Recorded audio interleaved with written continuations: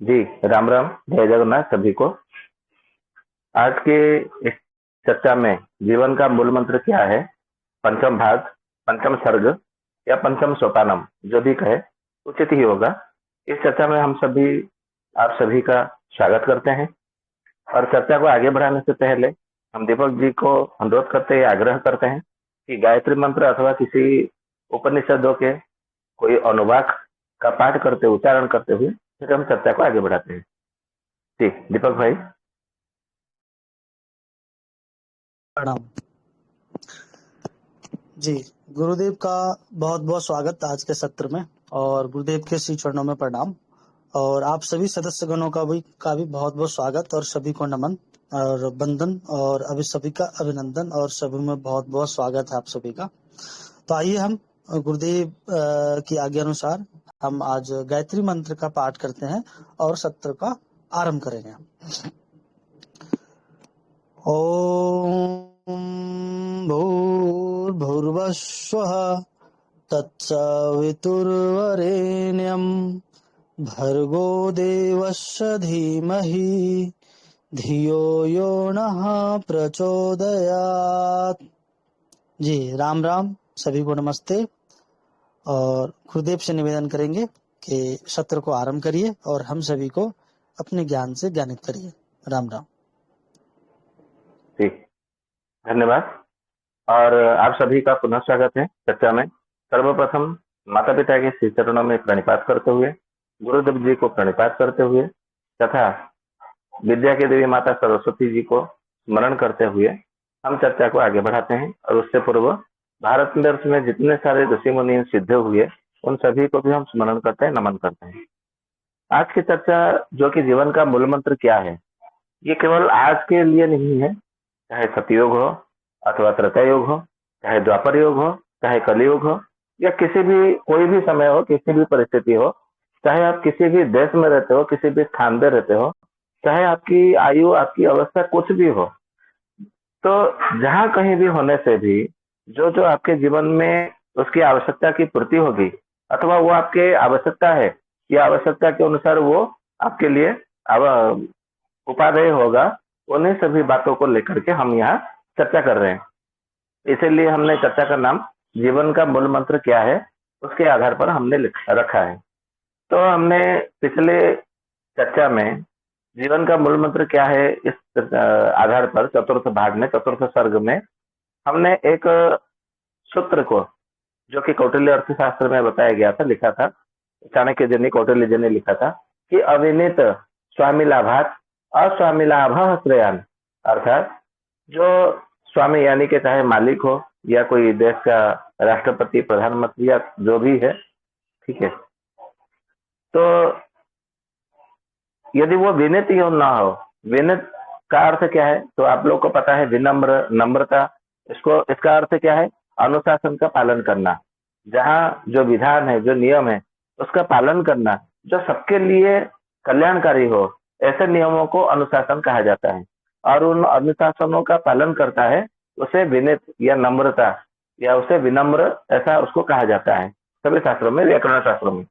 तो अविनीत स्वामी या अविनीत मालिक या अविनीत प्रधानमंत्री, राष्ट्रपति यदि ना हो, प्रधानमंत्री यदि या मालिक ना हो अविनीत, ठीक है, मतलब विनीत ना हो, अविनीत हो, तो उसके ना होना ही बहुत अच्छा है, ऐसा यहाँ पे बोला गया है।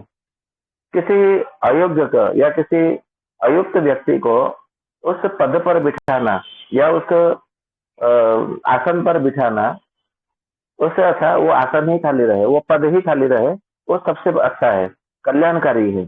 जो सत्य के मार्ग पर न हो, जो नीति के मार्ग पर न हो, जो आचार संहिता का पालन न करता हो, जो केवल स्वार्थ भाव से जुड़ता हो, निस्वार्थ या परमार्थ का उसके मन में, उसके विचार के आधार पर कुछ नहीं हो, उसका कोई महत्व न हो, तो इसके अच्छा है कि वो शून्य, वो जो पद है, वो जो आसन है, वो खाली ही रहे।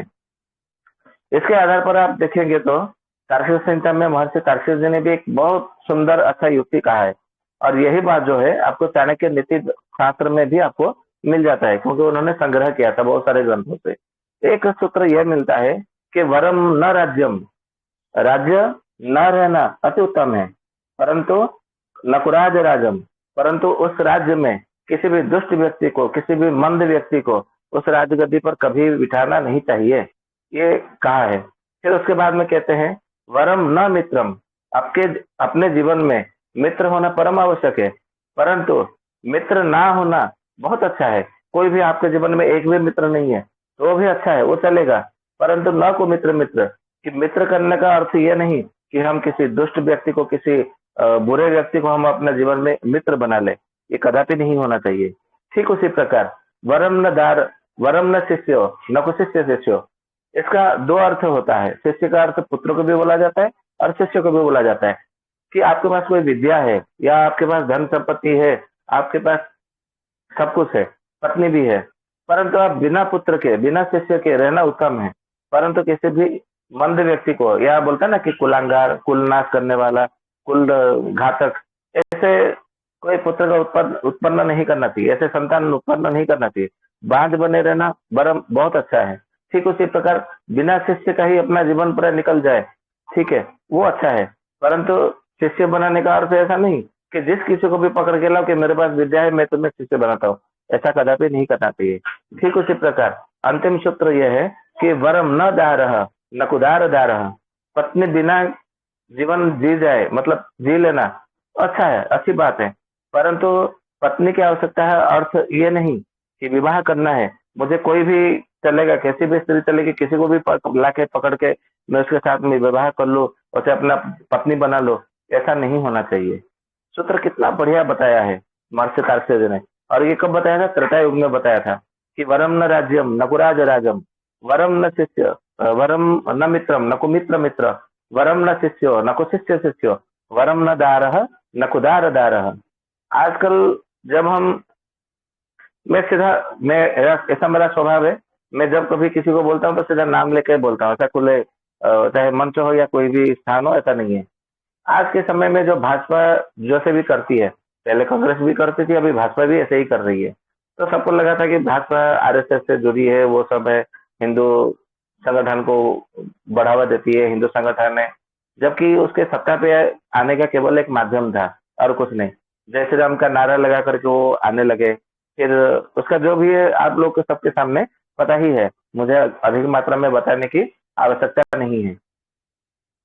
तो उसका निष्कर्ष ये निकला कि आज के समय में जो सत्ता में जो भी बैठे हैं, चाहे प्रधानमंत्री, राष्ट्रपति, जो भी बैठे हैं, वो पद खाली रहेगा तो अच्छा है, चलेगा, परंतु ऐसे लोग सत्ता पे या गद्दी पे नहीं होना चाहिए, उस आसन पे, उस सिंहासन पे नहीं होना चाहिए। वो गद्दी खाली रहेगा तो भी चलेगा, लेकिन इसका अर्थ ये नहीं कि जो कोई भी मिले उसको ला करके बिठा दो, ऐसा कदापि नहीं होना चाहिए। ठीक है, ऐसे जीवन में चार चीज होना चाहिए, चार लोगों के ऊपर, एक राजा या मालिक या प्रधानमंत्री, राष्ट्रपति, शासक, ठीक है। ठीक उसी तरह एक अपना मित्र के लिए, एक पुत्र शिष्य के लिए, और एक चौथा जो है पत्नी के लिए। इसको बड़े भली भांति सोच विचार करके आप लोग को आगे बढ़ना चाहिए, नहीं तो फिर उसका क्या परिणाम होगा? कि परिणाम ये होगा कि जो अनुशासनहीन है, जिसके अनुशासन से कोई रिश्ता नहीं, कोई संबंध नहीं, ठीक है, जो दुराचारी है, निश्चित रूप से वो अधर्मी होगा और अहंकारी होगा। ठीक है, इसको आप लिख के रखो, ये सूत्र है। जैसे बरसात के दिनों में बरसात थोड़ा बहुत होगा ही होगा, चाहे कम ही हो या ज्यादा हो, परंतु होगा मतलब होगा। ठीक उसी तरह सर्दी का मौसम आएगा मतलब सर्दी लगेगी, आपको ठंड लगेगी, आप कांपेंगे, थोड़ा सा देर से ही सही, परंतु होगा। 1 महीने बाद, 2 महीने के बाद भी सही, परंतु एक दिन के लिए भी वो होगा ही होगा, क्योंकि वो मौसम है। ठीक उसी तरह गर्मी के मौसम में गर्मी लगेगा, ये स्वाभाविक है। शिशिर के ऋतु में, सर्दी के मौसम में वृक्षों से पत्ते झड़ेगा तो झड़ेगा ही झड़ेंगे, और वसंत ऋतु में सभी वृक्षों पर नए नए पत्ते आएंगे तो ये आएंगे, ये स्वाभाविक है। ठीक उसी प्रकार जो अनुशासनहीन होते हैं और उनका जो आचरण, जो आचार है, व्यवहार है, वो दुराचारी जैसा हो जाता है, फिर उनमें अहंकारी भी आ जाता है, अहंकार और अधर्म अपने आप में उनके भीतर से प्रकट होने लग जाते हैं। यानी कि वो कोई भी धर्म का अर्थ है कर्तव्य, हमने इसके विषय में कई बार, अनेकों बार पहले चर्चा कर चुके हैं।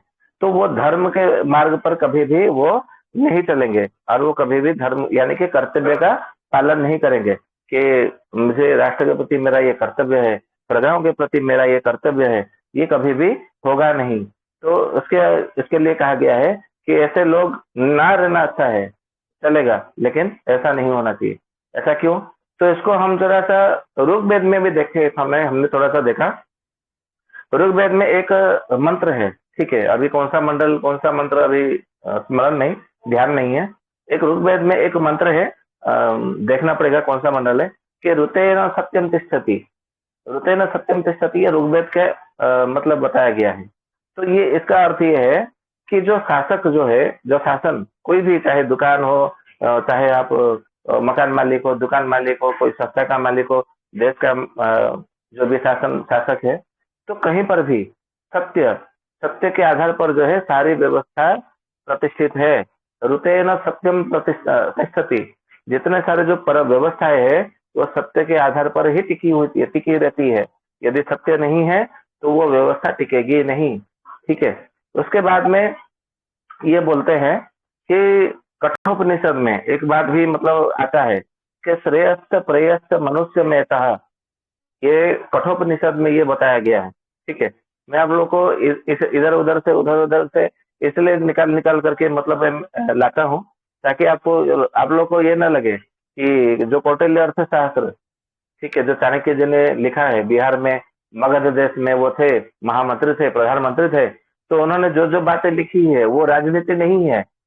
सब लोग उसको क्या करते हैं, कौटिल्य अर्थशास्त्र, अरे वो तो राजनीति है, रासायनिक काम शास्त्र वो तो काम सूत्र है, उसको सब उसी तरीके से उसको समझने लगते हैं। वास्तविकता वो नहीं है, ठीक है। उसका क्या क्या रहस्य है, इसीलिए मैं वेद, दर्शन, संहिता, उपनिषद, पुराण और उसको आयुर्वेद से साथ में जोड़ करके मैं आप लोग के सामने बताने का प्रयास करता हूँ, ताकि आप लोग को समझ आए कि सारे शास्त्रों का जो सार है वो एक ही है। खाली इधर उधर खाली जो जिस भाषा में समझ सके उसके हिसाब से केवल उसको समझाने का प्रयास किया गया, केवल, और कुछ नहीं इससे अतिरिक्त। तो कठोपनिषद में कहा गया है श्रेयस्थ प्रेयस्थ मनुष्य में कहा, अर्थात श्रेयस्थ कठिन हो कर्तव्य, जो कर्म है वो थोड़ा सा कठोर लगे, परंतु वो प्रजा के कल्याणकारी होना चाहिए। ठीक, गुरु यदि कोई कर्म उठाता है, कोई चरण कोई पदक्षेप लेता है, भले कठोर हो, परंतु शिष्य के लिए कल्याणकारी होना चाहिए।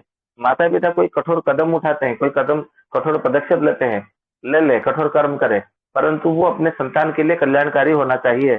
ठीक उसी तरह राजा या शासक जो भी कोई कठिन चरण लेते हैं, तो उससे जो है प्रजा का कल्याण होना चाहिए, ये उसका मतलब बताया गया है, इसका अर्थ है। और इसी बात को महाभारत में शांति पर्व में पितामह भीष्म जी ने धर्मराज युधिष्ठिर को बड़े अच्छे से बताया है कि राजा धर्मेण पृथ्वी रक्षति, हे धर्मराज, राजा जो है अपने धर्म कर्तव्य के आधार पर ही पृथ्वी का जो है रक्षा करना चाहिए, नहीं तो राजा जो है प्रजा का शत्रु बन जाता है। ये शांति पर्व में है, मैं अपने मन से नहीं बोल रहा हूँ। और इसी बात को जो है मनुस्मृति में भी बताया गया है कि राजा को धर्म के आधार पर जो है शासन करना चाहिए, पालन करना चाहिए। और यदि हम देखेंगे पतंजलि योग, हाँ, पतंजलि योग दर्शन में भी, उसमें भी धर्म के 10 लक्षण, किसी के कोई कोई 5 लक्षण बताते हैं, वहां पे भी 5 लक्षण है। अन्य अन्य ग्रंथों में 10 लक्षण बताया गया है, ठीक है। वो लक्षण कम से कम पूरा ना सही 10 के 10 ना सही, कम से कम 10 के 7-8 तो होना ही चाहिए, ऐसा बताया गया है। ठीक उसी तरह यदि हम उसको आयुर्वेद के आधार पर देखेंगे, ठीक है, तो इसका कैसे अर्थ करेंगे कि यदि कोई वैद्य है उसके भीतर अविनित भाव होगा, अविनित यानी के वो आयुर्वेद के जितने सारे जो नियम बताए गए हैं, यदि वो उस नियम के आधार पर वो अनुशासन में नहीं बरतता होगा, आचरण में नहीं लाता होगा कि रोगी के साथ में इस प्रकार से आचरण करना चाहिए, वैद्य का जीवन आचरण इस प्रकार से होना चाहिए, दिनचर्या, रात्रिचर्या, ऋतुचर्या उसका पालन करना चाहिए। वैद्य स्वयं पालन करेगा तभी तो रोगी को बताएगा। परंतु यदि वैद्य ही अनुशासन विहीन हो जाएगा, अपने धर्म का पालन करना भूल जाएगा, तो फिर वो रोगी को सुरक्षा कहाँ मिलेगा? वो तो फिर रोग को सुरक्षा मिलेगा, रोगी को सुरक्षा नहीं मिलेगी, ठीक है। और ऐसे जो है वो रोगी का प्राणनाश करते हैं, ऐसा बताया गया है। यदि हम इसको और अच्छे से समझने का प्रयास करेंगे तो महाभारत शांति पर्व में एक बहुत बढ़िया बात बताई है पितामह भीष्म जी ने। कहा है कि जो राजा अधर्म से राज करते हैं, यानी कि शासन करते हैं, उनकी जो प्रजा है कुछ समय में नाश को प्राप्त करते हैं, यानी कि नष्ट हो जाते हैं। और जो राजा है, जो शासक धर्म के आधार पर, अपने कर्तव्य के आधार पर शासन करते हैं, प्रजा को पालन करते हैं, वो प्रजा भी सुखी होते हैं और राजा को भी इहलोक में सुखी मिलता है, सुख मिलता है, और परलोक बाद में मृत्यु के पश्चात परलोक में भी उसे स्वर्ग का सुख मिलता है। यानी कि कहने का अर्थ है, राजा यदि अधर्म से भी शासन करेगा तो करेगा, कर सकता है, ऐसी कोई बात नहीं है, परंतु उससे प्रजा को ही नष्ट होगा, प्रजा ही दुखी होंगे। तो अभी जो है कोई भी दुखी है या कोई सुखी है, ये तो आप लोग बताएंगे तो मुझे संभव थोड़ा सा समझ में आएगा। तो मैं आप लोगों से थोड़ा जानना चाहता हूँ, आप लोग अभी कांग्रेस के समय में कैसे थे, अभी के समय में कैसे हैं, इसके बारे में थोड़ा कुछ बता सकते हैं क्या आप लोग?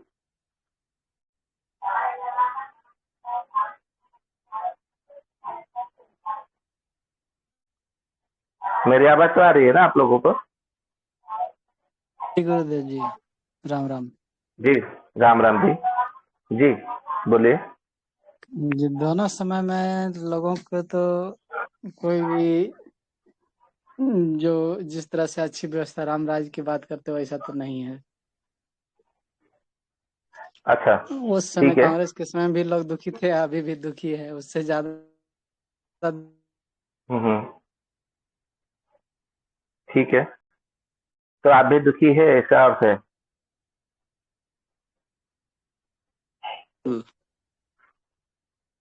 मेरी आवाज तो आ रही है ना? ऐसा तो नहीं कि नेटवर्क सही नहीं है?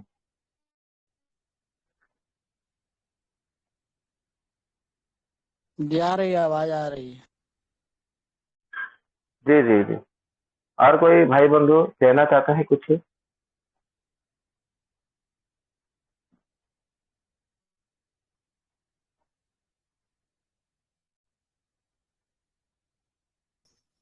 मैं तो राम अभी राम अभी जी। मैं अभी अभी जुड़ा, 1 मिनट पूरा नहीं हुआ है। क्या सब्जेक्ट था, किस पे बात चल रही थी, पता नहीं। अच्छा, ठीक है। आप थोड़े समय सुनेंगे तो समझ जाएंगे। खाली हम इतना आपको थोड़े से संक्षेप में बता देते हैं जी कि अभी जो जीवन का मूल मंत्र क्या है, इसके विषय में चर्चा चल रही है। इसमें थोड़ा जी सा राजनीति सबको लेकर के हम चल रहे हैं। तो जब इससे पहले कांग्रेस का शासन था 2014 से पहले, उस समय लोग सुखी थे, और अभी 2014 के बाद में भाजपा का शासन है, तो क्या अभी लोग सुखी है? बिल्कुल नहीं है। अभी नहीं है या पहले नहीं थे? पिछले 100 साल में कभी भी किसी भी शासन में, प्रशासन में कोई सुखी नहीं हुआ। उन लोग ने अच्छा, जीवन उन लोग ने जीवन में सिर्फ सस्टेन किया है। वो भी मर मर के जी रहे हैं और जी जी के मर रहे हैं, बस। छोटे से संक्षेप में बोल रहा हूँ। बहुत अच्छा। तो सभी के यही मत है? क्योंकि राम राम भाई जी। जी राम राम। हमें लगता है कि समय का ही दोष चल रहा है क्या। इसमें आप समय को क्यों दोष दे रहे हैं? कोई बाहर आ ही नहीं रहा है अच्छा आदमी।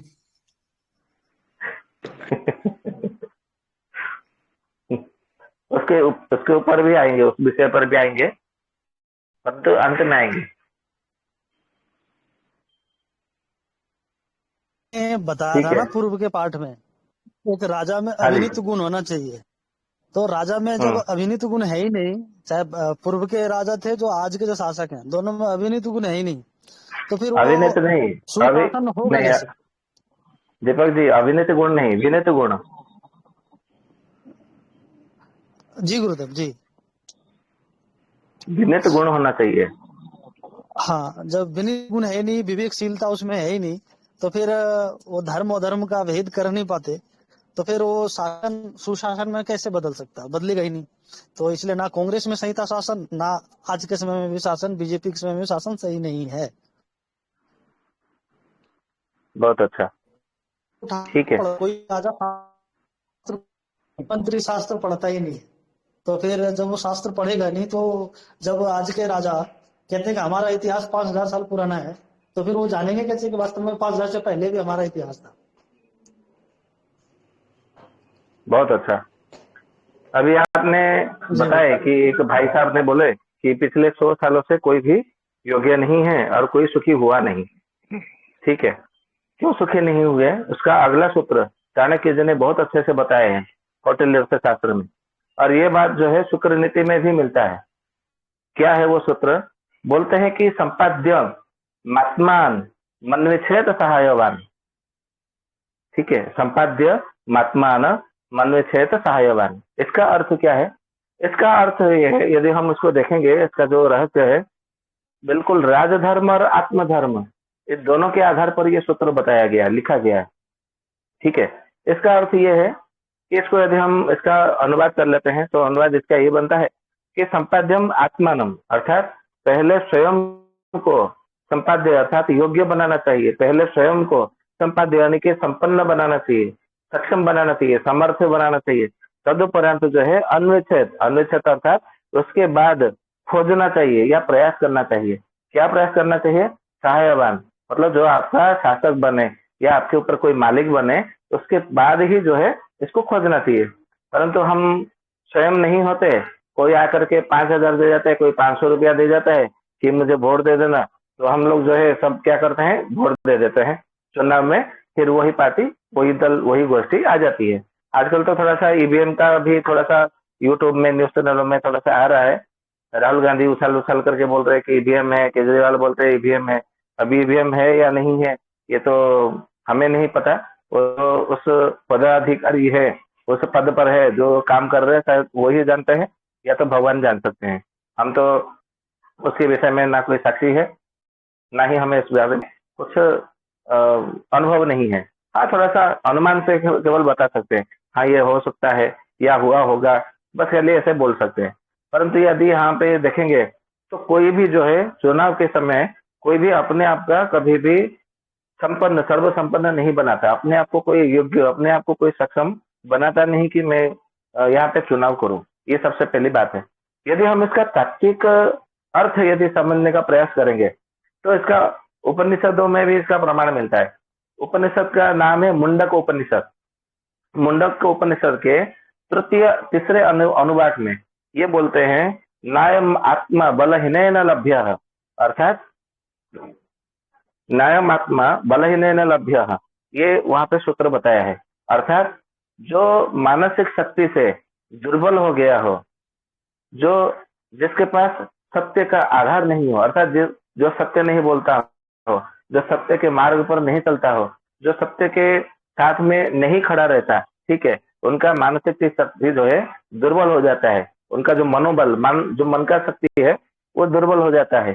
फिर उनमें संयम नहीं रहता, यानी कि कंट्रोल नहीं रहता, नियंत्रण अपने आप में नहीं रहता, इंद्रिय निग्रह वो नहीं रहता।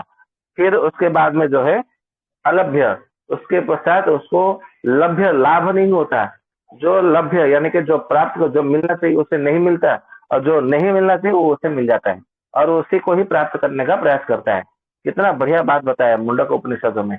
अर्थात यहाँ पे जो नायमात्मा बलहीन लभ्य ये कहा है, मन के शक्ति के आधार पर यहाँ पे बोला गया है। तो यदि हम समझेंगे, जो कहीं पे किसी को कुछ मिल गया, कहीं पे किसी को कपड़े, कहीं पे किसी को छाता, किसी पे जूता, किसी को 5,000, किसी को 500 रुपया दे करके, या तो रजले में तो 500 रुपया मिलेगा।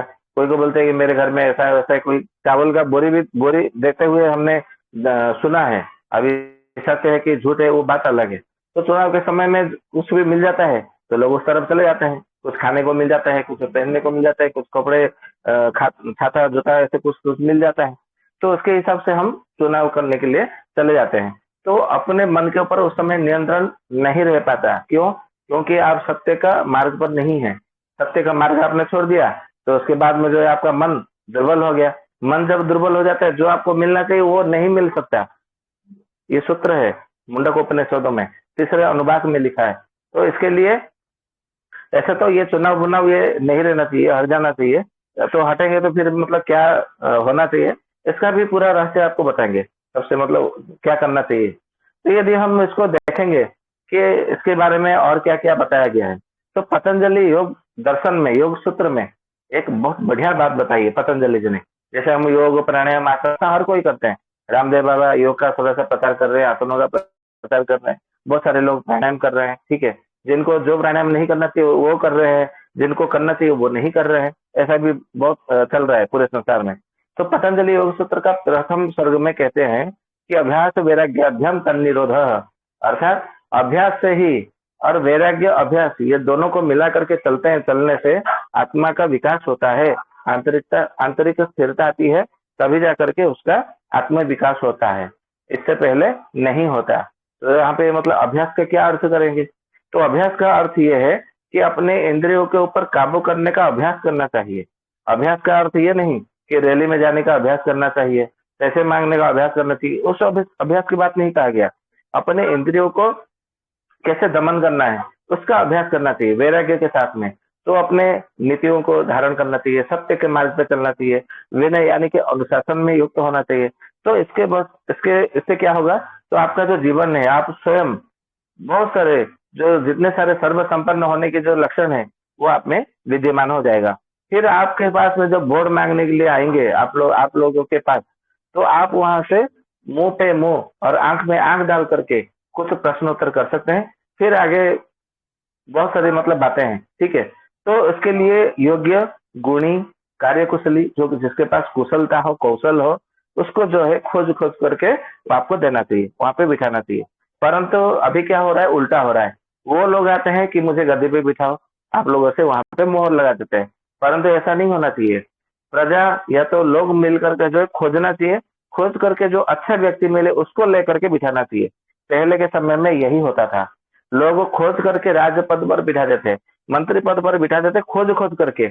आज एक व्यक्ति उठ करके आता है कि मुझे बना दो, मुझे मतलब कर दो, ये आसन पे बिठा दो। तो हम लोग सोचते हैं हाँ चलो ठीक है, 500 रुपया दे रहा है, 5,000 दे रहा है, और इतने बड़े बड़े बड़े मतलब बातें कर रहा है, वादे कर रहा है कि मैं आऊंगा तो ये कर दूंगा, मैं सत्ता में आऊंगा तो ये कर दूंगा, मैं आप लोग को इतना 1,000 दे दूंगा, आप लोग को एक एक गैस का सिलेंडर फ्री कर दूंगा, आपको 15-15 लाख रुपया दे दूंगा हर एक के खाते में। ऐसे बोल बोल करके पूरा ये चल रहा है सिस्टम, पूरा व्यवस्था चल रही है। तो उसके सामने झुकना नहीं है, इसको बदलना है, व्यवस्था को बदलना है। और व्यवस्था कैसे बदलना है ये हम एक एक सर्ग में हम धीरे धीरे चर्चा करते जाएंगे। इसमें बहुत सारे रहस्य बताया है कौटिल्य अर्थशास्त्र में, ठीक है। उसके बाद में बोलते हैं कि जब तक आप प्रजा खोज करके नहीं बिठाएंगे, या तो जो बहुत बड़े जो विद्वान है वो विद्वान यदि खोज करके उनको नहीं बिठाएंगे किसी को पद पर, तो इससे जो है प्रजा कभी भी सुखी नहीं हो सकता, ये बताया है। तो इसके लिए राज्य का स्थिरता होना आवश्यक है, और उसमें समृद्धि और कुशली जो सहायक है उनका होना परम आवश्यक है। फिर उसके बाद में कहते हैं कि ना सहायस्य मंत्र निश्चय। इसका अर्थ है कि जिसका कोई सहायक नहीं होता, सहायक आपको भी काम कर रहे हैं, यदि आपके पास कोई भी सहायक नहीं है तो आपका वो काम बनेगा, बताइए तो।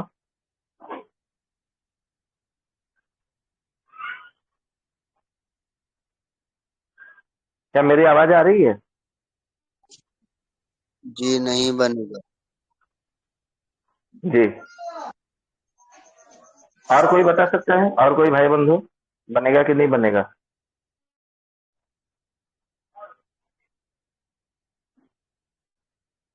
नहीं होगा और कोई भाई, नहीं बना?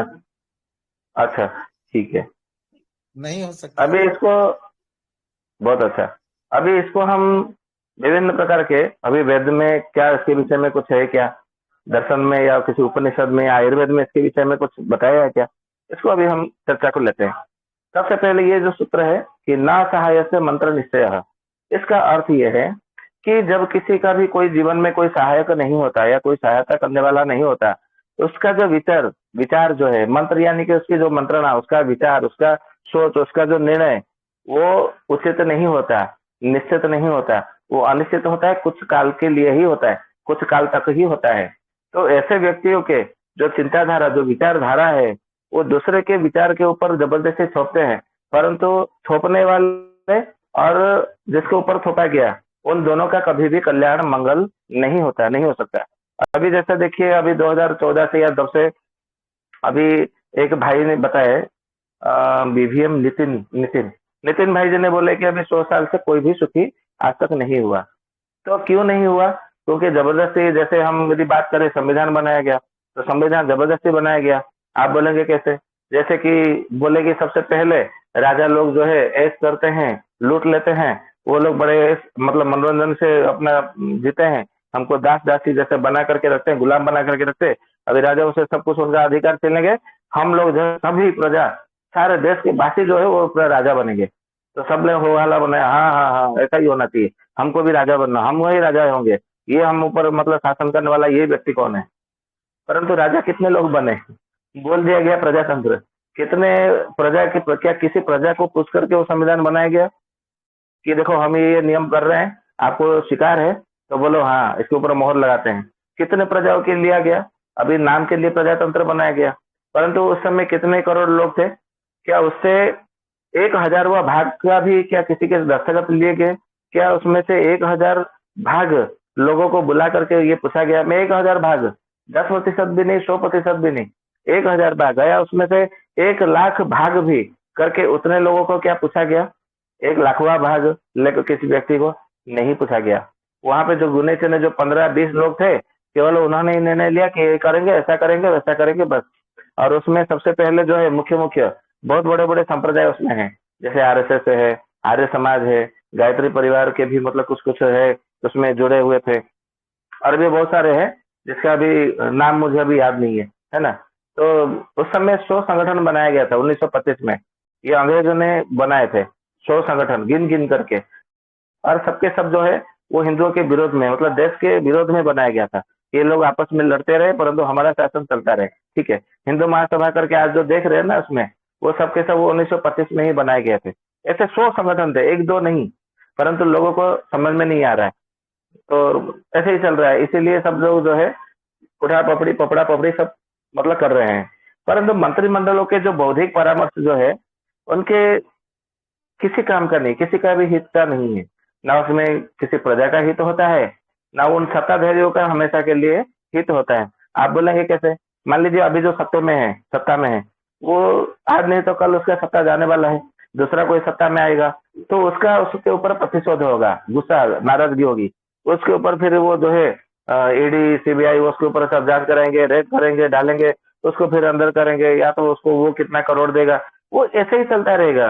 जो विपक्ष बना करके, विरोधी बना करके, दल बना करके रखे हैं, वो केवल आपस में चोर चोर मौसेरा भाई जो एक कहावत है, वो बिल्कुल उसके आधार पर वो सब चलता है। अब इसको हम ग्रंथों के आधार पर, शास्त्रों के आधार पर देखते हैं कि इसका क्या क्या रहस्य बताया है, क्या क्या उसमें बताया है। तो जितने सारे जो अपने अपने बुद्धि, अपने अपने अनुभूति के आधार पर राज्य का शासन होना चाहिए या राज्य का, देश का परिचालना होना चाहिए, वो नहीं हो सकता। क्यों? तब तक नहीं हो सकता जब तक राजा या शासनकर्ता ये न समझे कि ये मेरी व्यक्तिगत राज्य है, या मैं यहाँ का शासक हूँ, यहाँ का मैं पिता हूँ, या यहाँ का मैं मालिक हूँ। जब तक ये उसके मन से ये विचार नहीं हटेगा तब तक वो नहीं कर सकता। तो मन में क्या विचार रहना चाहिए? तो मन में उसको विचार आना चाहिए कि ये जो देश है, मैं केवल मुझे इस देश का सेवा करने के लिए मुझे अवसर मिला है, इसको प्रतिक्षण इसका मन में होना चाहिए। तो इसके लिए क्या क्या उसको गुण होना चाहिए? एक तो चरित्रवान, बुद्धिमान, नीतिनिष्ठ व्यक्ति के साथ में मिल करके प्रतिदिन मिलना चाहिए, उनसे परामर्श लेना चाहिए कि विभिन्न प्रकार के शास्त्रों में क्या कहा गया है, उसके आधार पर उसको मतलब निर्णय लेना चाहिए। कौटिल्य अर्थशास्त्र में आगे यहाँ भी बताया है कि उसको 4 स्तंभ की जरूरत होती है राज्य को शासन करने के लिए, ठीक है। 4 स्तंभ, अभी 4 स्तंभ से मतलब बात याद आया कि आजकल भी मतलब बोलते हैं ना कि चौथा स्तंभ है, मीडिया को चौथा स्तंभ बताया है, सही है। आप लोगों ने देखा होगा मीडिया 4th पिलर नेशन, ऐसे अंग्रेजी में वो लोग बोलते हैं, सही है कि गलत है? मीडिया को चौथा स्तंभ बोला गया ना।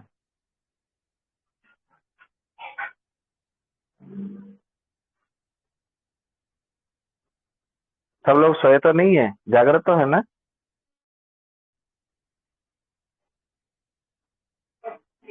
या हमारी आवाज नहीं आ रही है? नेटवर्क तो आ रहा है, दिखा रहा है। हमारी आवाज आ रही है आप लोगों को? जी आ रही है, आपकी आवाज आ रही है जी। तो मीडिया को चौथा स्तंभ बोला जाता है ना भारत में, या हर देश में? हाँ, ये बन चुका है जी। अच्छा जी। परंतु ये 4 स्तंभ जो है कौटिल्य अर्थशास्त्र में लिखा है चाणक्य जी ने, ठीक है। तो 4 स्तंभ क्या क्या होना चाहिए राज्य शासन करने के लिए? पहला जो स्तंभ है वो होना चाहिए मंत्रिमंडल, ये पहला स्तंभ है। दूसरा होना चाहिए न्यायाधीश, न्यायपालिका दूसरा स्तंभ है। ये न्याय जो व्यवस्था है वो अच्छे से होना चाहिए, सबको न्याय मिलना चाहिए, तब जाकर के दूसरा स्तंभ वो सही रहेगा। तीसरा राज्य षष्ठी, यानी कि प्रत्येक राज्य के छोटे छोटे विभाग उसके बना करके सभी प्रजा कैसे सुखी से जिए, श्रेष्ठता से जिए अपने जीवन को, इस विषय पर विचार करके और प्रजा उनसे मिल सके, यदि आवश्यकता पड़े तो राजा से सीधा उनका दर्शन कर सके, राज दर्शन हो सके, उसके लिए व्यवस्था करना चाहिए। उसका राज श्रेष्ठ वो रहना चाहिए, ये इसका तीसरा स्तंभ है। चौथा स्तंभ है सेनापति, यानी कि पूरा सेना व्यवस्था, युद्ध का पूरा सुरक्षा व्यवस्था वो रहना चाहिए। तो ये इस प्रकार से 4 स्तंभ बताए गए हैं। यदि चारों में से कभी यदि एक स्तंभ भी बिगड़ा, यानी कि मंत्रिमंडल बिगड़ा, न्याय व्यवस्था बिगड़ा, राज्य श्रेष्ठ व्यवस्था बिगड़ गई या सेना की व्यवस्था बिगड़ गई, तो समझ लो वो राज्य जो है या देश वो आगे चल टिकेगा नहीं। ठीक है, क्योंकि ये चारों स्तंभ ही आगे चल करके राजा को सदाचारी बनाता है और प्रजाओं को सुखी बनाते हैं। और राजा को क्या करना चाहिए, नितिन जी आप म्यूट हो जाइए, आपकी आवाज आ रही है आपसे उधर से। जी क्षमा चाहता हूँ, मैं भूल गया था बंद करना। जी जी कोई बात नहीं। तो राजा को क्या करना चाहिए और क्या नहीं करना चाहिए, ये चारों जो है वो राजा को बताएंगे। मंत्रिमंडल बताएगा, न्याय व्यवस्था बताएंगे, ठीक है, और राज्य श्रेष्ठ के जो वहां पे जो पदों पर होंगे वो बताएंगे। और जो सेना के दायित्व पर होंगे, या तो सेनाध्यक्ष, जैसे पहले के समय में सेनापति हुआ करते थे, आजकल तो सेनापति नहीं है परंतु सेनाध्यक्ष है, तो सेनाध्यक्ष बताएंगे कि प्रजाओं में ये कष्ट है, ये जो दुख है, तो इस प्रकार से आपको विचार करना चाहिए। परंतु आजकल मंत्रिमंडल ही शासन करता है। मंत्रिमंडल राजा को क्या परामर्श देगा, शासन तो वही कर रहा है। मतलब जिसको स्तंभ बनना चाहिए वो स्तंभ नहीं, वो बिल्कुल छत बन करके बैठा हुआ है, पूरा शिखर बन करके बैठा हुआ है। न्याय व्यवस्था मंत्रिमंडल के आधार पर है, राज्य शास्त्र मतलब कहीं कोई उसका चिन्ह नहीं है। सेनाध्यक्ष तो पूरा मंत्रिमंडल के आधार पर है, महामंत्री या तो प्रधानमंत्री के आधार पर है, उसके आदेश पर काम कर रहे हैं। तो फिर राज्य की व्यवस्था कहाँ से अच्छे से होगी और प्रजाजन कहाँ से सुखी होंगे, नहीं हो सकते। राज्य का उन्नति नहीं होगा, प्रजा का कभी उन्नति नहीं हो सकता। इसके और अच्छे से समझते हैं कि इसको क्या बोला गया है। ऋग्वेद के 10वें मंडल में आप देखेंगे, ऋग्वेद के 10वें मंडल में कौन सा सूक्त है अभी मुझे सूक्त याद नहीं, परंतु वहां पे ऐसा बोला गया है, समानेवा आकृति ही समाना हृदया निवा, ये बताया गया है। अर्थात जो चारों विचारों को या चारों दिशाओं को दृष्टि में रख करके जो आगे विचार नहीं करता या कोई कर्म करने से पहले चारों विषयों को विचार करके जो नहीं आगे नहीं निर्णय लेता, वो कभी भी उन्नति नहीं कर पाएगा। यहाँ पे 4 विषयों को लेकर के ये सबके लिए बताया गया है, ऐसा राजा के लिए नहीं बताया। हो सकता है ये राजा के अर्थ में भी हो, क्योंकि राजाओं के लिए भी 4 स्तंभ होना चाहिए, जरूरी है। तो यहाँ पर भी यहाँ पे ऋग्वेद में यही बात क्या है। और शांति पर्व में देखते हैं महाभारत में, तो महाभारत में शांति पर्व में ये कहा गया है, एकस्य बुद्धि न कर्तव्य। पितामह भीष्म जी ने धर्मराज युधिष्ठिर को बोला था, राज सिंहासन पर बैठने से पहले उन्होंने कहा था कि एकस्य बुद्धि न कर्तव्य, किसी एक व्यक्ति को बुद्धि या किसी एक स्तंभ के आचार पर विचार पर तुम्हें कोई भी निर्णय नहीं लेना है। ठीक है, वहां पर यह भी बोला गया है कि चारों को मिला करके विचार करना, फिर उसके बाद में जो है आगे लेना चाहिए। यदि हम और अच्छे से समझने का प्रयास करेंगे तो मनुस्मृति में भी 7वें अध्याय में बताया गया है कि मंत्री नाम से विचार्य, अर्थात राजा को कर्तव्य है कि मंत्रियों को साथ में लेकर के, और जो सेनापति है, न्यायाधीश, जो न्याय व्यवस्था का जो न्यायाधीश है, राज्य सचिव, उन सभी को दरबार में बिठा करके फिर उसके बाद में प्रजाओं के विषय में लेना चाहिए। और कौटिल्य अर्थशास्त्र में इसका अगला सूत्र ये मिलता है कि मंत्र पूर्वाह सर्वारंभा। ठीक है, तो ये 15वें अध्याय में भी मिलता है इसका, ये अभी हम पहले दूसरे अध्याय में अभी है, 15वें अध्याय में भी कौटिल्य अर्थशास्त्र में मिलता है कि मंत्र पूर्वाह सर्वारंभा। कोई भी कार्य निर्णय लेने से पहले बड़े अच्छे से चारों को साथ में मिला करके चर्चा करना चाहिए, तब जा करके उसके ऊपर निर्णय लेना चाहिए। परंतु जितने सारे अभी जो निर्णय ले रहे हैं मोदी जी, क्या वो चारों को मिला करके ले रहे हैं या तो फिर क्या बहुत अच्छे से सोच विचार करके ले रहे हैं? आप लोगों का इसमें क्या मत है अनुभव के आधार पर?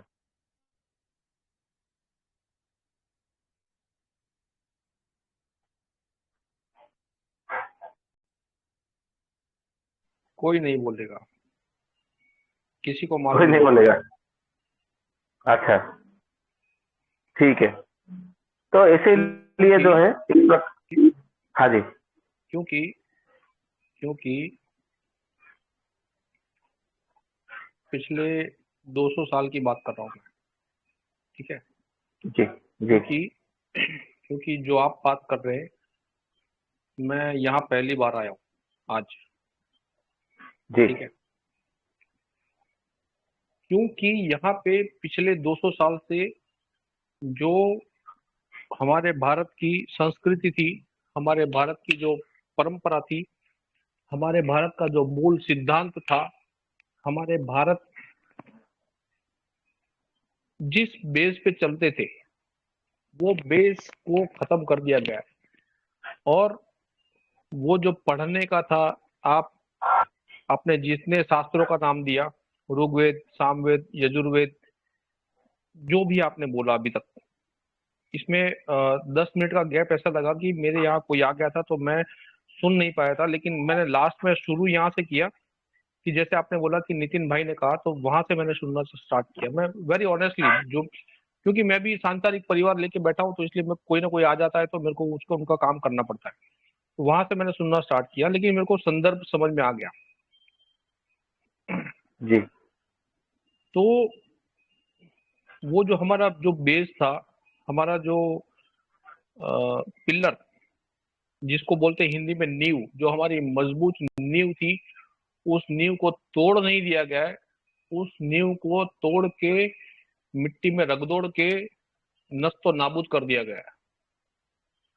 वो किसी जी को जी वो किसी को मालूम भी नहीं है, वो किसी ने पढ़ा भी नहीं है, वो किसी को समझता भी नहीं है, ऐसा है। हम्म, तो हम्म, तो बात बात निकल के ये आती है, बात निकल के ये आती है, पीपल आर वेरी इनोसेंट। मैं इनोसेंट बोलूंगा, ये जितनी भी जनता है आज की डेट में, वो इनोसेंट है। क्योंकि उनको बेचारों को, बेचारा शब्द यूज करना गुनाह है, नहीं करना चाहिए, लेकिन उनको बेचारों को नहीं मालूम है कि वेयर दे आर, वो कहाँ पे है, उनको ये नहीं मालूम है, ठीक है। राजा हम्म। को राजा बनने के लिए सबसे पहला नियम बताइए। मैं आपको क्रॉस नहीं कर रहा हूँ, मैं आपको सिर्फ एक ही प्रश्न पूछ रहा हूँ। राजा को राजा बनने के लिए सबसे पहले, सबसे इंपॉर्टेंट चीज क्या चाहिए बताइए आप। सबसे सबसे मुख्य प्रमुख चीज, सबसे प्रमुख चीज सबसे क्या पहले चाहिए? प्रमुख चीज जो है, अनुशासन का ज्ञान सबसे पहले होना चाहिए। जी नहीं, जी नहीं।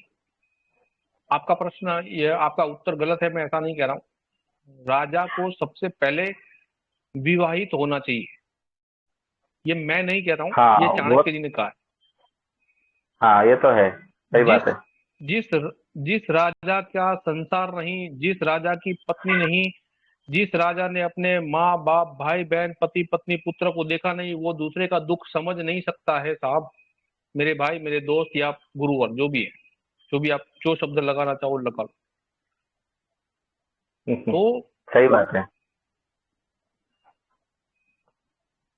कहने का मतलब क्योंकि ये है बिना कि बिना विवाह ये के चाणक्य जी ने कहा है, राज्याभिषेक कभी मैंने नहीं होता कहा है। नहीं। ये जी मैंने नहीं कहा, ये चाणक्य जी ने कहा है, ठीक है। तो चाणक्य जी ने ये कहा है कि अगर आपके घर में, मैं मिसाल के तौर पे कह रहा हूँ, ये आज ऐसा हो रहा है और हो भी रहा है, उसमें गलत भी नहीं है, तो वो समझना चाहिए कि भाई तुम्हारे घर में चूल्हा नहीं जलेगा तो व्हाट विल हैपन, क्या होगा, है ना। हम्म, तो उस चीज को कोई समझ नहीं पा रहा है, ठीक है ना, उस चीज को बराबर। कोई समझ नहीं पा रहा है। राजा को ये चाहिए कि भाई अगर मेरे घर में एक दिन चूल्हा नहीं जलेगा तो क्या होगा, मेरे घर में एक दिन लाइट नहीं जलेगी तो क्या होगा, मेरे घर में एक दिन ये नहीं होगा तो क्या होगा। उस चीज की फीलिंग्स अगर किसी को हो, वो तो राजा बनने के काबिल है। और पिछले जितने भी समय गया, जो व्यतीत हुआ, उस व्यतीत समय में देखो कि कितने लोग ऐसे थे कि जिसकी संतान नहीं थी, या जिसने शादी नहीं की, या जिसका घर परिवार नहीं है, उसको देखो आप। हम्म चाहे वो अब्दुल कलाम जी हो, चाहे अटल बिहारी वाजपेयी हो, चाहे अभी के करंट, मैं नाम नहीं लेना चाहता हूँ, चाहे वो करंट प्रधानमंत्री हो या राष्ट्रपति हो या कोई भी हो, ठीक है ना, वो नहीं समझ सकते हैं, वो नहीं समझ सकते हैं इस बात को, वो नहीं समझ सकते हैं, ये पक्का है। 100% नहीं, 1000% मैं बोलता हूँ, ये पक्का है, ठीक है ना। सही कह रहे हैं। व्यथा और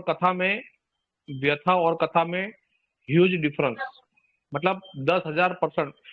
ये एक बात बता दूं लगे हाथ, 100% से ऊपर 10,000% है, 1,00,000% है, ये हमको सी बनाया गया है। अब सी का मतलब आप सोच लेना क्या होता है, मैं उसको नहीं बोलना चाहता हूँ।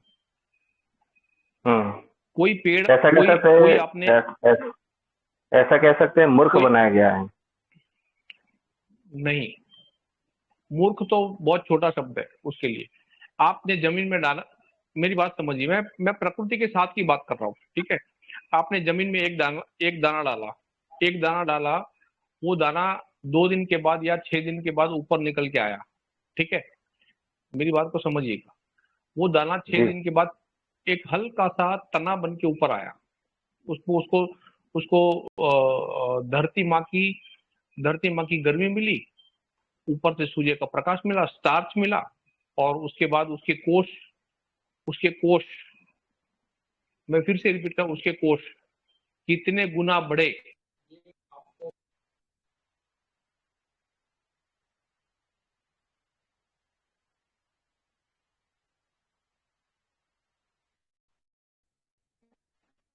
तो 1000 गुना भी हो सकता है, 10,000 गुना भी हो सकता है।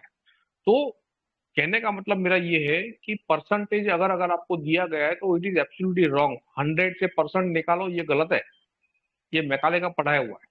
तो मेरा कहने का मतलब है कि जो आपकी दुख या तकलीफ को नहीं समझता है, वो राजा बनने के काबिल है ही नहीं। जिसका स्त्री नहीं है, जिसका पुत्र नहीं है, जिसके जिसके माता पिता का पता नहीं है, वो राजा बनने के काबिल है ही नहीं। वो अगर मेरी राजा बात तो नहीं है गलत, कि वो शासक शासक बन बैठे हैं, राजा नहीं है।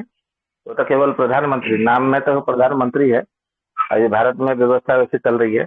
और आपने जो बात कही है बिल्कुल सटीक है, क्योंकि हम अभी अगला जो सब सूत्र को लेकर के हम चलने जा रहे हैं।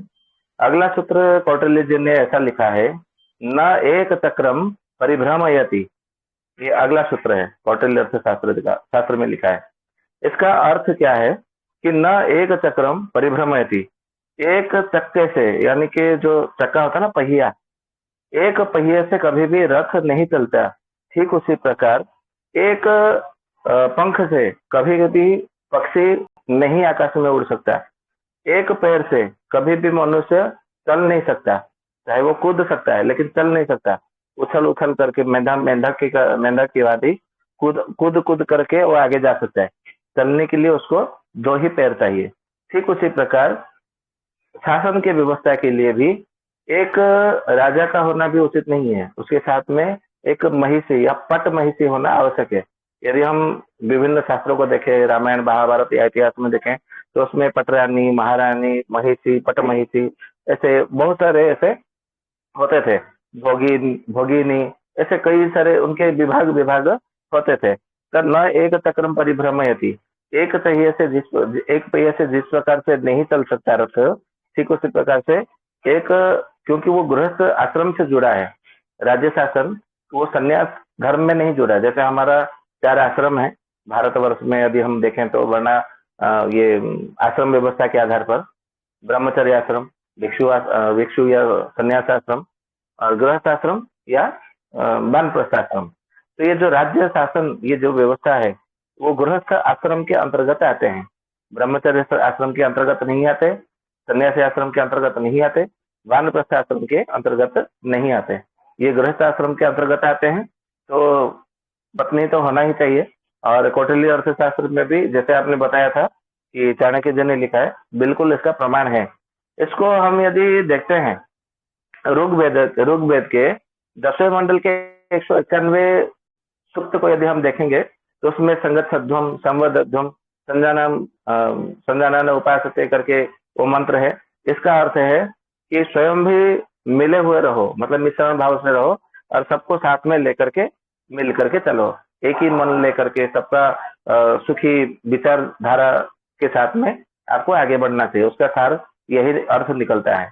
और हम यदि सब बोलते हैं कि राम राज्य में ऐसा हो जाएगा, राम राज्य में ऐसा हो जाएगा, जय श्री राम का नारा भी लगाते हैं, परंतु राम जब युवराज से विवाह से पहले उनकी राज्याभिषेक नहीं हुआ था, युवराज की भी पद की घोषणा नहीं हुई थी।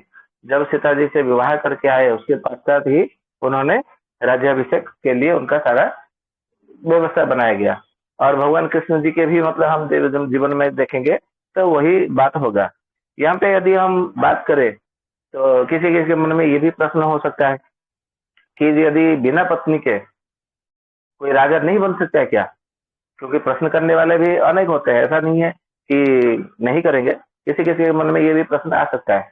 तो इसका उत्तर एक ही मतलब मिलेगा कि हाँ, बिना विवाह किए हो सकते हैं राजा, मतलब यदि हम कहना चाहे तो, परंतु उसमें जो है वो धर्म का पालन नहीं करेगा वो, क्योंकि कौटिल्य अर्थशास्त्र में प्रथम अध्याय में बताया गया है कि स्वामी गुण संपन्न, जो राजा होगा या स्वामी होगा, मालिक होगा, वो गुण संपन्न होना चाहिए।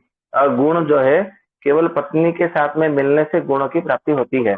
इसलिए आप देखेंगे आयुर्वेद के चिकित्सा शास्त्र में भी यदि आप विवाहित नहीं है तो आपको चिकित्सा नहीं करनी चाहिए, ये चिकित्सा शास्त्र में भी बताया गया है। मतलब वैद्य चिकित्सा करने के लिए भी, वैद्य बनने के लिए भी आपको विवाहित होना परम आवश्यक है। तो ये तो रहा राज्य शासन की बात, तो यह मतलब वहां पे तो पत्नी चाहिए। फिर महाभारत में भी जब राजधर्म अध्याय में पढ़ते हैं शांति पर्व में, तो वहां पर पितामह भीष्म बोलते हैं कि राजा ही धर्म से कारणम, पूरे देश का, पूरे राज्य का धर्म का यदि कोई कर्तव्यों का, प्रजाओं का धर्म का आधार है तो राजा है। राजा जैसे रहेंगे तो प्रजा भी वैसा ही रहेंगे। तो राजा को अपने पत्नी, अपने परिवार का ख्याल रखते हुए जब वो आगे बढ़ेंगे तो प्रजा भी सुखी होंगे। क्योंकि वो जैसे भाई साहब ने अभी कहा नितिन जी ने कि जब उसके पत्नी होंगे, उसके पुत्र होंगे, कन्याएं होंगे, माता पिता होंगे, सबके साथ में मिलजुल करके रहेंगे, तो उसको पता चलेगा कि मेरी माँ सुखी हो रही है, तो दूसरे प्रजाओं की भी माँ का ख्याल आएगा। मेरे पिताजी इस बात पे दुखी हो रहे मेरे इस निर्णय से, तो प्रजाओं के पिता के बारे में भी उसके मन में विचार आएगा। उसके पत्नी, उसके पुत्र, कन्या, उसके यदि दुख होने की व्यथा उसको अनुभव करेगा राजा, तो शासक यदि अनुभव करेगा तो प्रजाओं के भी विषय में विचार कर सकता है, नहीं तो फिर वो नहीं कर सकता। ठीक है।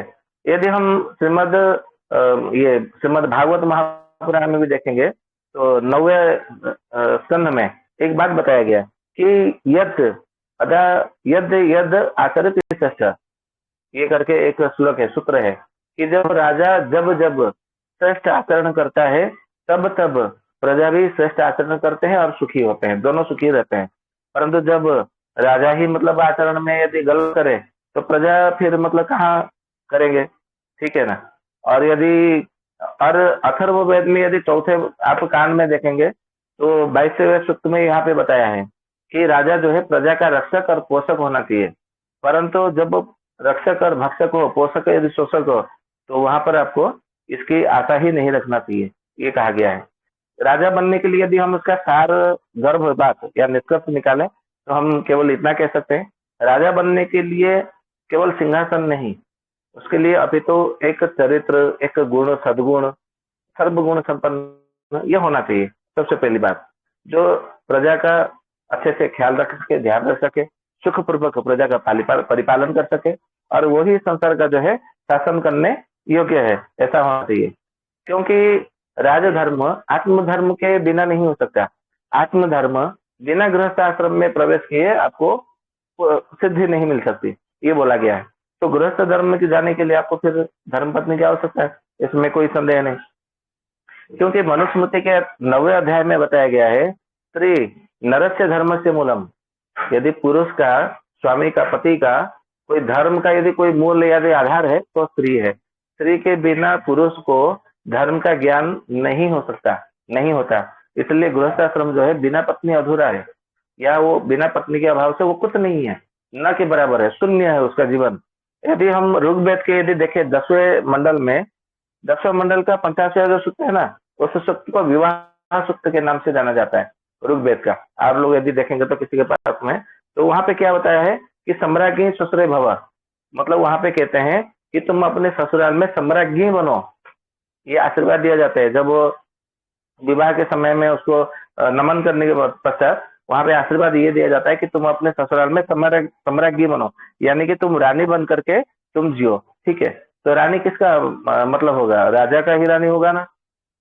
या तो ये हम ऐसे अर्थ कर सकते हैं, हर कोई तो राजा नहीं है, हर कोई तो रानी नहीं हो सकती, परंतु ये कहते हैं कि तुम अपने घर में अपने ससुराल में तुम रानी की तरह जियो, जैसे मतलब मालकिन की तरह तुम जियो, सुख से जियो। जैसे मतलब तुम्हारे घर में सभी प्रकार के व्यवस्था बने, सभी प्रकार के जो साधन हो, प्रसाधन हो, सामग्री हो, वो बिल्कुल उपलब्ध बने और तुम पति पत्नी में राजा रानी की तरह तुम जियो।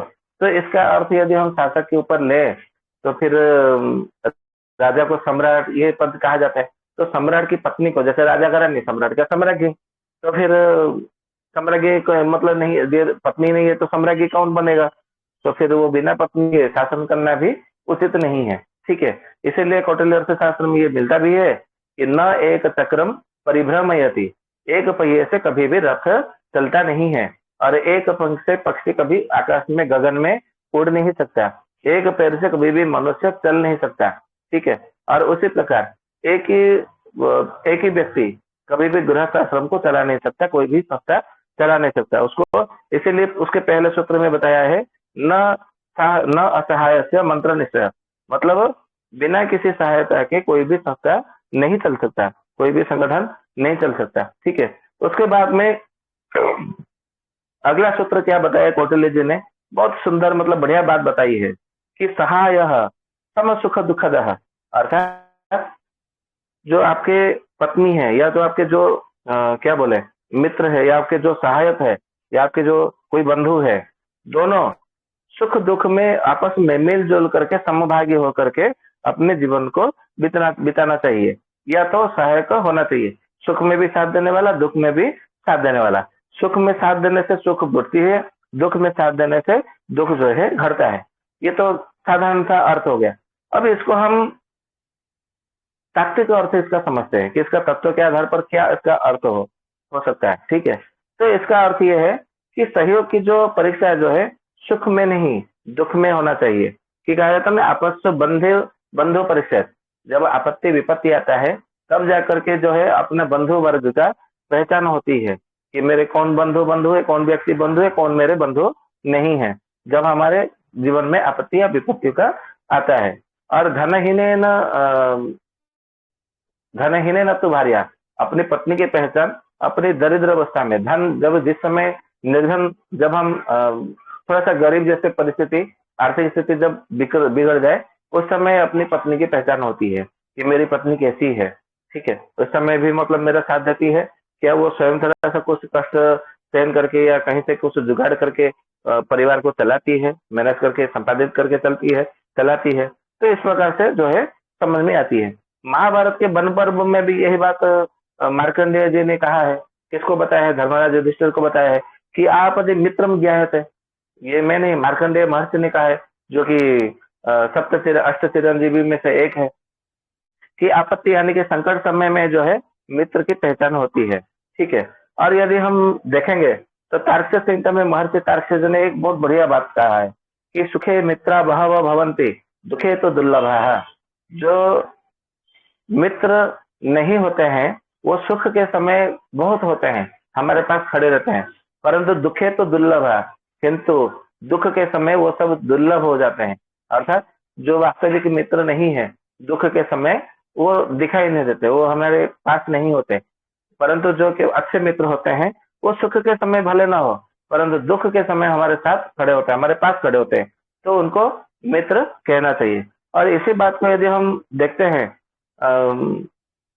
इसमें आयुर्वेद की दृष्टिकोण से यदि हम समझने का प्रयत्न करते हैं, तो वैद्य यदि किसी के महोत्सव में या किसी के सुख में था मतलब नहीं हो पाया, परंतु तो उनके दुख के घड़ी में खड़ा होता है वैद्य, मतलब वहां पे चिकित्सा करने के लिए, उसको नया जीवन देने के लिए, उसको रोगों से, यंत्रणा से, वासना से, वेदना से मुक्ति दिलाने के लिए प्रयत्न करता है। तो वास्तव में देखा जाए तो वो भी एक प्रकार से समाज का मित्र ही है।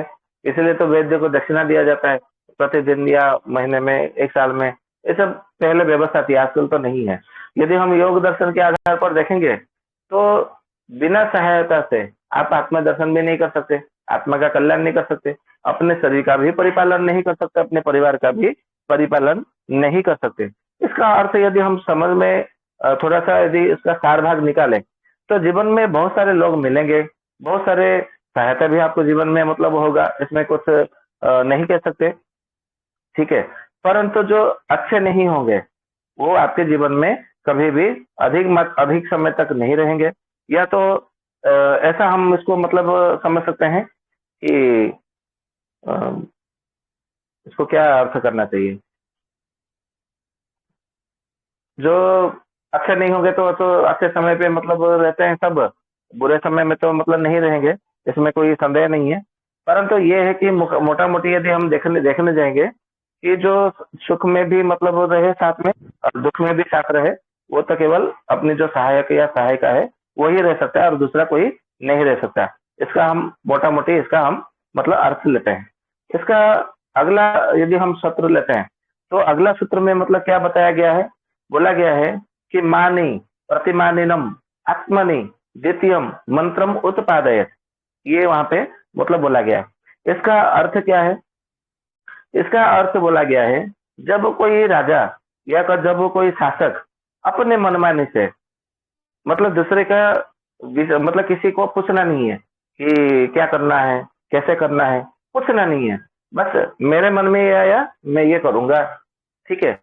इसी को मतलब बोला गया कि मानी प्रतिमानिनम आत्मनि द्वितीय मंत्र उत्पादय, जो अपने आप को निर्णय लेकर के अपने आप को मन से विचार करके जब वो कोई भी निर्णय ले लेता है या कोई निश्चय पहुंचते हैं तो वहां पर किसी का कल्याण नहीं होता, किसी प्रजा का कल्याण नहीं होता। ये यहाँ पे इसका बताया गया, इसीलिए यहाँ पे उपदेश दिया गया है कि द्वितीय मंत्र उत्पादय, मतलब पहले सबसे पहले स्वयं विचार करो, ठीक है, परंतु सबको मिला करके जो पहले बताया गया कि 4 स्तंभ है, मंत्रिमंडल, न्यायमंडल मतलब न्याय क्षेत्र, राज्य शास्त्र और सेनापति यानी कि सेनाध्यक्ष, इन चारों को बिठा करके अपनी बात रखो कि मेरे मन में ये विचार है, क्या उचित है, क्या सही है, सटीक है। उसके पश्चात जो उसका साथ निकलेगा, फिर ऐसा नहीं कि मतलब वो चारों जो बोलेंगे वही होगा, ऐसा भी नहीं है। फिर वहां से जो है प्रजा वर्गों के विषय में इसका बात रखना चाहिए, प्रजा इसके बारे में क्या उत्तर देते हैं, क्या राय देते हैं, क्या टिप्पणी करते हैं, क्या मंतव्य देते हैं, फिर उसके आधार पर उसका सही निर्णय लेना चाहिए जिससे कि प्रजा वर्ग सुखी हो। राजा अपने परिवार को सुखी करने के लिए, अपने को सुखी करने के लिए या किसी मंत्रिमंडल न्याय मंडल को या किसी राज्य शासक या किसी सेनाध्यक्ष को, किसी सेना को सुखी बनाने के लिए निर्णय नहीं लेना चाहिए। केवल प्रजा को सुख, प्रजा का हित, ये उसका मुख्य लक्ष्य होना चाहिए, मुख्य ध्येय होना चाहिए, ये बोला गया है। और इसके लिए जितने सारे जो ये मंडल रहेंगे, चारों मंडल, वे ऐसे ऐसे मंडल रहना चाहिए जैसे मंत्रिमंडल, न्याय क्षेत्र, राज्य शासन मंडल, सेनाध्यक्ष, वे ऐसे रहना चाहिए जो प्रजा के लिए ही हित के मतलब विचार करे। उन मुंह खोले वचन बोले तो प्रजा हित, वो कुछ विचार करे तो प्रजा हित की मतलब बात विचार करे, तो ऐसे ऐसे व्यक्तियों को वहां पर नियुक्त देना चाहिए, ये यहाँ पे बोला गया है। और कोई भी यदि समस्या आती है, बड़ी कठिनाई आती है, तो उसका जो है समस्या का समाधान बड़े अच्छे से और शीघ्रता से, अनुकूल विचार और प्रतिकूल विचार या अनुकूल स्थिति प्रतिकूल स्थिति दोनों को विचार में लेकर के आपस में तर्जमा करके, निरीक्षण करके, समीक्षा करके उसके पश्चात जो है उसका निर्णय लेना चाहिए। उसके बाद में कौटिल्य अर्थशास्त्र में आगे कहते हैं, अगला सूत्र जो है, राजा प्रज्ञा सहायवान, राजा का जो यदि मतलब कोई मुख्य सहायक है तो वो है प्रज्ञा, यानी कि उसके जो धर्मयुक्त बुद्धि, यानी कि जो श्रेष्ठ युक्त जो बुद्धि है, जो ज्ञान युक्त बुद्धि है, वो सहाय होना चाहिए। और उसके लिए किसका मतलब लाना चाहिए, प्रज्ञा कहाँ स्थित है, तो बोला गया कि प्रज्ञा शास्त्र स्थितम, प्रज्ञा जितने सारे जो प्रज्ञा यानी कि जो ज्ञान है, रहस्य है, वो सबके सब शास्त्र में निहित है या बताया गया है। यदि आज के समय में 2026 में हम संविधान के आधार पर देश चल रहा है, सारे उसी के आधार पर देश चला रहे हैं या शासन कर रहे हैं या हमारे ऊपर जबरदस्ती थोप रहे हैं या जो भी है, यदि हम आज के समय में बोले कि शास्त्र के अनुसार या विभिन्न शास्त्रों के अनुसार राज्य का शासन होना चाहिए, तो सब बोलेंगे कि ये तो पूरा मनवादी है, ये एक प्रकार से एजेंडा चलाया गया है। हाँ या ना, आप लोग जरा अपने मन से अपने विचारों से बताइए, क्या ये अभी के समय में चल रहा है क्या नहीं चल रहा है, या आप लोग के मन में क्या विचार है? जो शासन है वो कैसे शास्त्र, यहाँ पे जैसे कौटिल्य जी ने अर्थशास्त्र में लिखा है कि राजा प्रज्ञा सहायवान, मतलब शास्त्रों के आधार पर निर्णय लेना चाहिए या चर्चा करनी चाहिए। तो इस विषय में आप लोग कितने सहायक है, मतलब सहमति है आप लोगों का?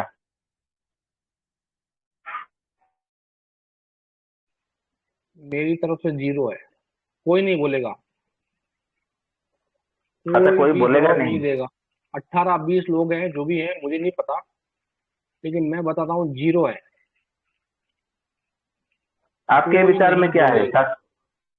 आपके विचार में मेरे क्या है, विचार में ऐसा तो होना बहुत, चाहिए? मेरा विचार सुनोगे तो आपके नीचे से जमीन हिल जाएगी। मैं घमंड, अहंकार, अभिमान से नहीं बोल रहा हूँ, मैं साक्षी भाव में बोल रहा हूँ। आप मेरे शब्दों को समझ पा रहे हैं, ठीक है? मैं साक्षी भाव में बोल रहा हूँ, बट ये बर्दाश्त करने ठीक की है, हम कैपेसिटी नहीं है। ये बर्दाश्त करने की ठीक है, कैपेसिटी इन लोगों में नहीं है, इन लोगों में नहीं है। फिर भी हम आपसे मुंह से सुनना चाहते हैं, आपका क्या विचार है इस पर? मत बुलवाओ, मत बुलाओ। मैं आपका मान सम्मान करता हूँ, और मत बुलवाओ मेरे मुंह से, क्योंकि ये किसी की कैपेसिटी नहीं है, किसी की क्षमता नहीं है। नहीं समझ पाएंगे, नहीं सुन पाएंगे, और ना ही बर्दाश्त कर पाएंगे। और इनकी मतलब बाहर है, ये सब चीज तोड़ फोड़ के बाहर निकल जाएगी अगर मैं बोलना चालू करूंगा तो। I don't want to speak anything. मैं ये नहीं चाहता हूँ कि ऐसा कुछ हो। आप अपने अपने हिसाब से, अपनी क्षमता के हिसाब से बहुत अच्छा कार्य कर रहे हैं, लेकिन इनके भेजे में कुछ नहीं घुसना है। लिख लो, 99.99% नहीं, 10,000% लिख लो। आज है डेट 30 मार्च 2026 और 10:03 हो रहे हैं। 365 दिन के बाद फिर आपसे दोस्ती में पूछूंगा, दोस्ती सबसे बड़ा जो रिश्ता है ना, वो दोस्ती का है। मैं दोस्ती को मानता हूँ, फ्रेंडशिप। तो इस वजह से मैं ये चलिए कह ठीक रहा है, हूँ मैं दोस्त। ठीक है, मैं आपसे व्यक्तिगत बात करूंगा। ठीक है, जी इस सत्र के जी दरमियान जी नहीं, व्यक्तिगत मैं आपसे जी। बात मैं, करूंगा। अरे भाई, सत्र के दरमियान अगर मेरे को कुछ ऐसा उठ पटांग करना होता तो मैं कब का कर दिया होता। मैं आपको शांति से सुन रहा हूँ, इसका मतलब ये है कि मैं आपको समझने की कोशिश कर रहा हूँ। लेकिन ये जो है अ, अ, ये जो जनता है, यहाँ के उपलब्ध हमारे जो मित्रगण जो या परिवार के जो लोग हैं, उनके लिए मैं नहीं बोल रहा हूँ, है ना? They are not only targeted 20 और 30 और 40 जो भी पीपल है, उन जितने भी लोग हैं उसके लिए मैं नहीं बोल रहा हूँ। मेरा कहने का मतलब ये है कि इट इज टू लेट का बोर्ड लग चुका है। It is very too late. ये काम होना चाहिए था, ये काम जो आप आज कर रहे हैं वो होना चाहिए था कम से कम 70-80 साल पहले। और ये भी मैं दावे के साथ इसलिए बोल रहा हूँ कि 80 साल पहले हुआ होता तो बहुत बढ़िया होता, लेकिन आज इनको दिमाग में नहीं उतरेगा। नहीं उतरेगा मतलब नहीं उतरेगा, लिख लो आप। श्योरिटी से बोल रहा हूँ मैं, और पूरे आत्मविश्वास के साथ, और मेरे ईश्वर को सानिध्य में रखने के बाद मैं बोल रहा हूँ ये। आप ठीक समझो, है, तो मैं ये गुरुजी मैं इसलिए बोल रहा हूँ क्योंकि आप एक अच्छा पद प्रतिष्ठा और कुछ लेके बैठे हैं, है ना? गुरुजी का वर्ड्स डिफरेंट है। अगर मेरे शब्दों में कहूंगा तो अच्छा नहीं लगेगा, ठीक है? सब कहने का मतलब मेरा ये है कि अगर आप समझो कितने कितने समय से आप बोल रहे हैं, आप ये कितने तो टाइम से बोल रहे हैं। अभी बज रहा है ये तो बाईस बज हमने के तीन मिनट अभी जी ठीक है? आप कितने समय से यहाँ पे बोल रहे हैं इस प्लेटफॉर्म पे, टेलीग्राम पे, और जितने भी लोग हैं, कितने समय से आप वार्तालाप कह रहे हैं, सूत्र बता रहे हैं, मनुस्मृति आपने बताया, चाणक्य बताया, या XYZ जो भी बताया, मेरे को खाली आप एक ही उत्तर दीजिए, आप कितने समय से बोल रहे हैं? जी बताइए। 1 घंटा हुआ, 1.5 घंटा हुआ, 2 घंटा हुआ, कितना हुआ? 1 घंटा हो गया। 1 घंटे से ज्यादा हो गया। ठीक है, यहाँ होना ये चाहिए था, यहाँ होना ये चाहिए था कि जितने भी लोग उपस्थिति में हैं, उतने लोगों का प्रश्न होना चाहिए था, उतने लोगों के सवाल होने चाहिए थे, उतने लोगों के माइक खुलने चाहिए थे, उतने लोगों के उत्कंठा होनी चाहिए थी, उतने लोगों की जिज्ञासा होनी चाहिए थी, जो किसी में नहीं है। बोलिए यस या नो। सही बात है। बस, कहानी खत्म। एक बुढ़िया बचपन में मर गई। ठीक है, फिर भी आज हम अगर अपना कार्य करेंगे। आज अगर हम आपसे वार्तालाप कर रहे हैं, तो कुछ ना कुछ चीज तो अच्छी हमने आप में भी देखी है। ठीक है, अच्छाई है, नहीं है ऐसा नहीं, अच्छाई है। लेकिन मेरा कहने का मकसद और मतलब ये है कि आप जो वार्तालाप कर रहे हैं या जो ज्ञान देने का प्रयास कर रहे हैं, वो इनको पूछो तो सही, इनके भेजे में घुस भी रहा है या नहीं घुस रहा है। Just check it out. अगर मैं गलत कह रहा हूं तो मुझे बताइए। अभी पूछ लेते हैं, क्या यहाँ पूछ पे लो। जो चर्चाएं हो रही है सभी के समझ में आ रहा है?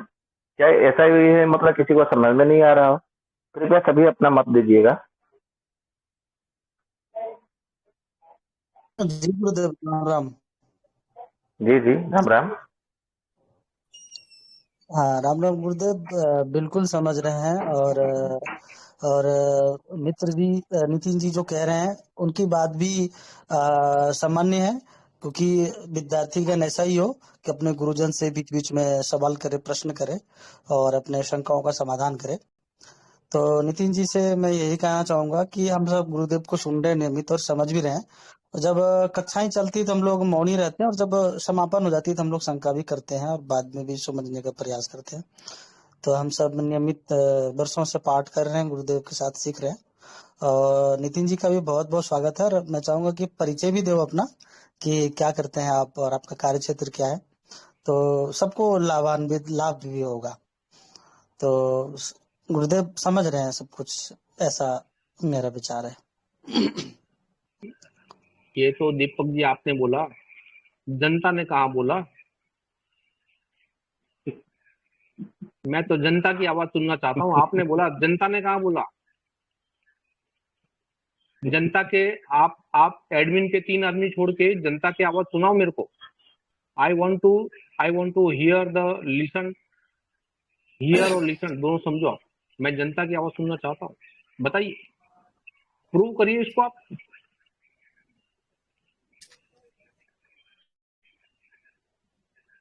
और आप क्यों बोले दीपक भाई, ये भी मेरे को मालूम है।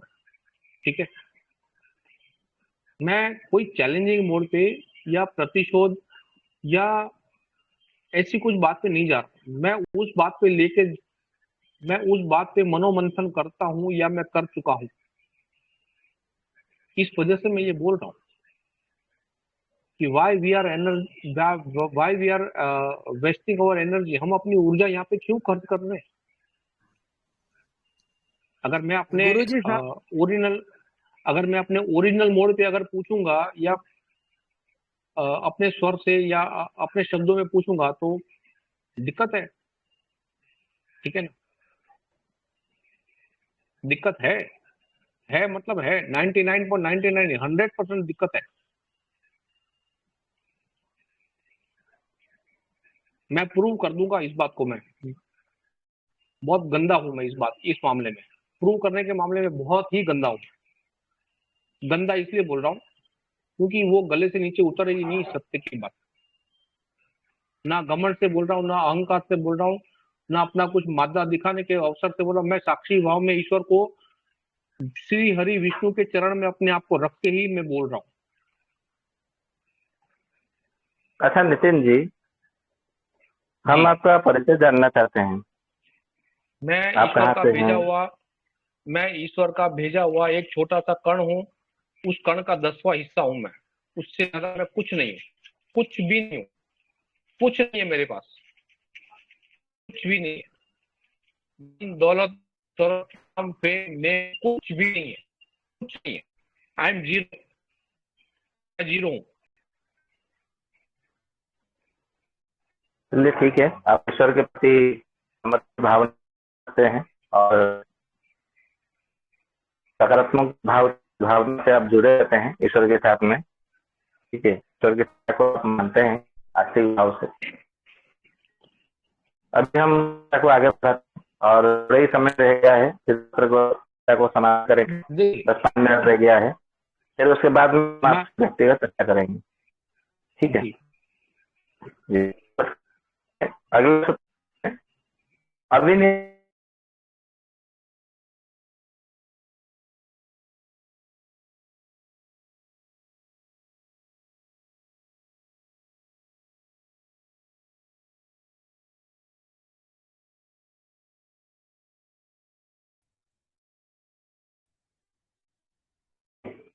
अ,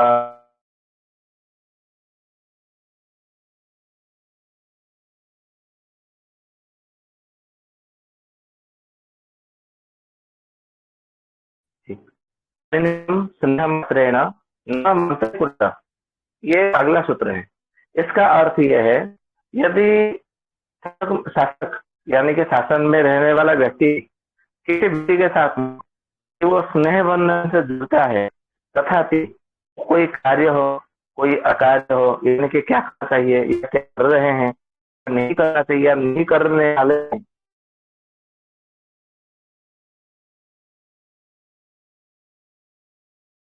राम जी, आवाज आ रही है हमारी? जी आवाज स्पष्ट नहीं आ आवाज रही है, बीच कट में कट आ रही है। बीच में आपकी आवाज खत्म हो गई थी, मतलब बंद हो गई थी तकरीबन तकरीबन 3 मिनट के लिए। अच्छा जी, ठीक है, मैं दोबारा पहले से आरंभ करता हूँ। अगला सूत्र है, अविनीत स्नेह मात्रेण न मत्रेतः। इसका अर्थ यह है कि जब अभी कोई शासन से बैठ। हाँ जी, अभी आवाज पूरे स्पष्ट नहीं आ रही है, थोड़ा कट कट के। अच्छा कट कट के आ रही है। अभी ठीक, थोड़ा थोड़ा ठीक बाहर है। आता हूँ जी जी। तो ये बताया है कि अविनितम स्नेह मात्रेण न कुर्बितः, अर्थात यदि कोई व्यक्ति शासन पर हो और उसका किसी अन्य व्यक्ति के साथ में स्नेह हो, स्नेह धन हो, कोई स्नेही जन हो या तो अपना मित्र हो, बंधु हो, कि उनके साथ में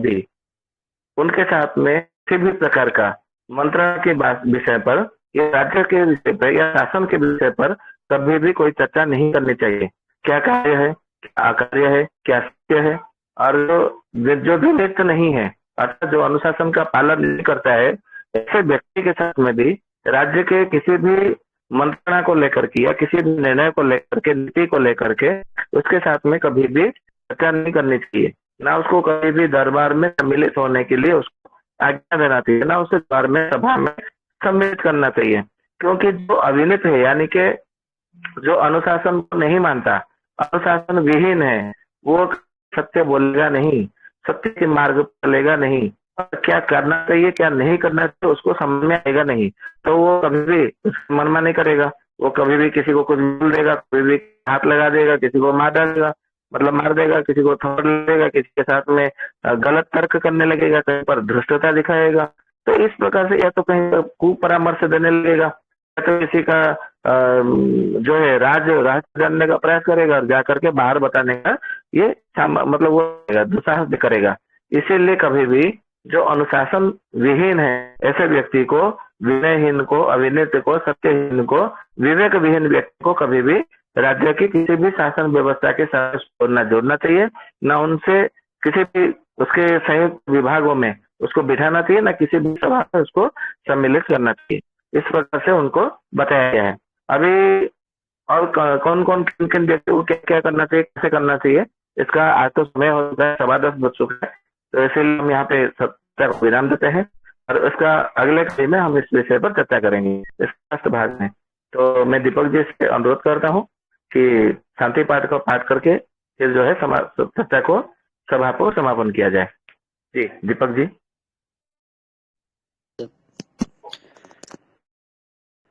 जी, गुरुदेव के श्री चरणों में प्रणाम और आप सभी को राम राम। आइए आज के सत्र को संपन्न करने के लिए हम सभी शांति पाठ करते हैं और सत्र का समापन करते हैं। ओम स्वस्ति न इंद्रो वृद्धश्रवाः स्वस्ति नः पूषा विश्ववेदाः स्वस्ति न ताक्षर्यो अरिष्टनेमि स्वस्ति नो बृहस्पतिर्दधातु। ओम शांति शांति शांति। जी राम राम। जय धन्वंतरी। श्री गुरुदेव को प्रणाम। जी आप सभी का हृदय से बहुत बहुत धन्यवाद चर्चा में सम्मिलित होने के लिए। और आप सभी को भगवान धन्वंतरी जी से प्रार्थना है कि आप लोगों को सबको सद्बुद्धि दे और राज्य शासन व्यवस्था में जो प्रणाली है शास्त्रों में बताया गया है वो आपके हृदय में प्रकट हो, जिससे कि आप कभी भी गलत राह पर या दुर्नीति के पथ पर न चले, कुपथगामी न हो। इसी के साथ में हम सब आप सभी से विदा लेते हैं। आप सभी को शुभरात्रि। राम राम। जय जगन्नाथ।